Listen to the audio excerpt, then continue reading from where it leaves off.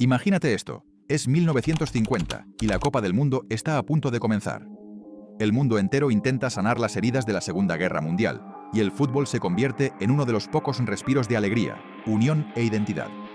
Las selecciones se preparan, los equipos se forman, y entonces ocurre algo completamente inesperado. La India, sí, India, recibe una invitación directa de la FIFA para participar en el Mundial. Era una oportunidad histórica, una chance para demostrarle al mundo que, a pesar de todo, el fútbol podía florecer en cualquier rincón del planeta. Pero la historia no siguió el guión que todos esperaban. India renunció. Simplemente no fue. Y la razón que dio la vuelta al mundo fue una sola. Querían jugar descalzos. Ahora, si crees que esta es solo una historia extraña del pasado, una anécdota olvidada en un libro de historia, piénsalo dos veces. Porque detrás de esa decisión hay mucho más que una elección sobre calzado. Hay identidad, política, orgullo, resistencia y uno de esos momentos en los que el fútbol deja de ser solo un juego y se convierte en símbolo. Pero para entenderlo tenemos que retroceder un poco. India acababa de independizarse del Imperio Británico en 1947. Las heridas seguían abiertas. El país intentaba redefinirse como nación, como pueblo, como cultura. En medio de todo eso, el fútbol surgía como una forma de expresar esa nueva identidad.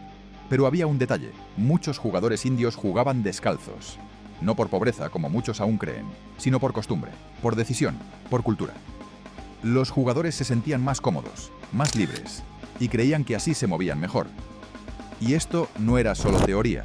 En 1948, por ejemplo, en los Juegos Olímpicos de Londres, India enfrentó a la poderosa selección de Francia y jugó descalza. Sí, en un escenario internacional, contra un equipo europeo, sin zapatos. ¿Y lo más impresionante? Perdieron apenas 2-1, y perdieron con honor. La prensa quedó impactada. El público los aplaudió de pie. Dicen que hasta los franceses quedaron sin palabras por la valentía y la habilidad de los indios. Esa actuación puso a India en el radar del fútbol mundial. Y 2 años después llegó la invitación de la FIFA para la Copa del Mundo en Brasil. La expectativa era enorme. Por primera vez, un país asiático estaría en la competición más grande del planeta. Pero entonces surgió el problema. La FIFA prohibió que los jugadores compitieran descalzos. Por primera vez, una regla clara: los botines eran obligatorios. Oficialmente por seguridad y para estandarizar el juego, pero para India eso no era solo una regla, era una imposición. Significaba renunciar a una parte de su esencia. De alguna manera era como si les dijeran: pueden jugar, pero solo si lo hacen como nosotros. India intentó negociar, pidió una excepción, discutió, pero la FIFA fue tajante: sin botines no hay partido, y entonces vino la decisión. India se retiró del Mundial de 1950, y el mundo, perplejo, simplificó todo con una frase que hasta hoy se repite: no jugaron porque no podían ir descalzos. Pero fue solo por eso. Años después, dirigentes e historiadores empezaron a pintar un cuadro más complejo. La verdad es que India también enfrentaba dificultades logísticas. Viajar hasta Brasil era costoso, largo y sin mucho apoyo estatal. El fútbol no era una prioridad en el país, el cricket era el rey. También había desorganización interna, conflictos entre la federación y el gobierno y falta de estructura. El tema del calzado fue real, sí, pero quizás fue solo la punta del iceberg. Aún así, la narrativa sobrevivió. Y tal vez por una razón simple: es poderosa. Habla de un equipo que dijo no al sistema, que prefirió su esencia antes que la imposición, que eligió no doblegarse. Ahora imagina cómo pudo haber sido todo distinto, si India hubiera aceptado las condiciones, si hubiera ido a Brasil, si hubiera jugado contra los grandes, quién sabe. Tal vez el fútbol se habría vuelto inmenso allí. Tal vez hoy India sería una potencia futbolística, pero al mismo tiempo quizá ese no fue necesario, un tipo de protesta silenciosa, una forma de decir: jugamos, sí, pero a nuestra manera. La historia de India en 1950 es una de esas que te obligan a mirar el fútbol con otros ojos, a entender que no siempre lo más importante sucede dentro del campo. A veces, lo que no ocurre también deja huella.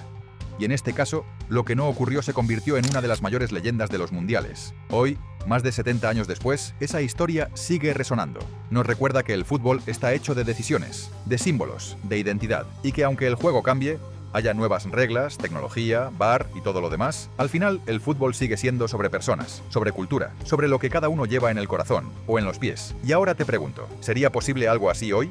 Si un equipo dijera no a una regla en nombre de su identidad, ¿sería escuchado o sería callado? La respuesta quizás diga más de nosotros que del deporte. Si te pareció curiosa esta historia, imagina cuántas otras están escondidas en los archivos del fútbol. ¿Cuántas veces un partido se decidió antes de empezar? ¿Cuántos héroes anónimos quedaron fuera porque no siguieron el guión? Porque se atrevieron a ser distintos. India en 1950 no jugó un mundial, pero lanzó una idea al mundo. Una idea de resistencia, de autenticidad, de orgullo. Y tal vez, solo tal vez, eso fue más poderoso que cualquier gol. Ahora te toca a ti. La próxima vez que escuches una historia rara sobre fútbol, no te quedes con la versión resumida. Investiga, cuestiona, descubre los verdaderos secretos del balón, porque en el fondo eso es lo que hace que el fútbol sea mágico.